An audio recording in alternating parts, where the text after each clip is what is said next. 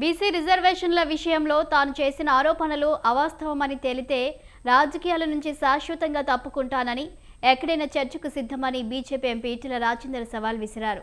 రాష్ట్ర ప్రభుత్వం బీసీల విషయంలో అనుసరిస్తున్న వైఖరిపై తీవ్ర స్థాయిలో ధ్వజమెత్తారు. బీసీ రిజర్వేషన్లు అమలు చేయడం సాధ్యం కాదని స్వయంగా ముఖ్యమంత్రి రేవంత్ రెడ్డి అసెంబ్లీ వేదికగా ప్రకటించారని ఈటెల గుర్తు చేశారు. వాస్తవాలు తెలిసి కూడా కాంగ్రెస్ ప్రభుత్వం బీసీలను మోసం చేస్తుందని ఆయన ఆరోపించారు. ప్రభుత్వం చెబుతున్న బీసీ జనాభా లెక్కలు పూర్తిగా తప్పుల తడక అని, 52% ఉన్న బీసీలను 42%గా చూపడం కాకి లెక్కలు చెప్పడమేనని విమర్శించారు. ప్రభుత్వం నామమాత్రంగా కమిషన్లు వేస్తుందే తప్ప వాటిని అమలు చేయడంలో నిజాయితీ చూపడం లేదని అన్నారు. ఏ ప్రాసెస్ చేసిందో ఆ ప్రాసెస్ తప్పకుండా ఇక్కడ చేయాలని చెప్పి ప్రభుత్వం డిమాండ్ చేస్తున్నా. ఎప్పటి వరకు మీరు ఒకరు అంటారు తొందరగా పాత రిజర్వేషన్ల ప్రకారం ఎన్నికలు పోతామని ఒకరు అంటారు, మీ దాంట్లో లేదు 42% సాధించేంత వరకు ఎన్నికలు పోవని ఒకరు అంటారు. పెద్ద కన్ఫ్యూజన్ నెలకొంది కాబట్టి దీని క్లారిటీ ఇవ్వాల్సిన బాధ్యత ప్రభుత్వం మీదనే ఉంటుంది.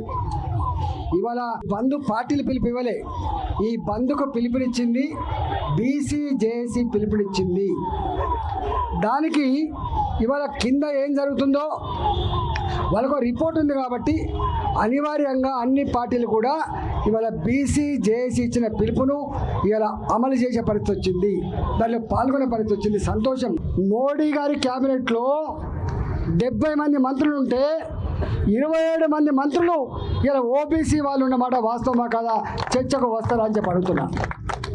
అంతేకాదు ఇవాళ ఓబీసీ ప్రధానమంత్రిని ఇచ్చినటువంటి పార్టీ కూడా ఇవాళ మోడీ గారు ప్రధానమంత్రి, ఓబీసీ ఒక ఓబీసీ. అందువల్ల బీజేపీ చిత్తశుద్ధిని, బీజేపీ యొక్క కమిట్మెంట్ని మీరు శంకించద్దు.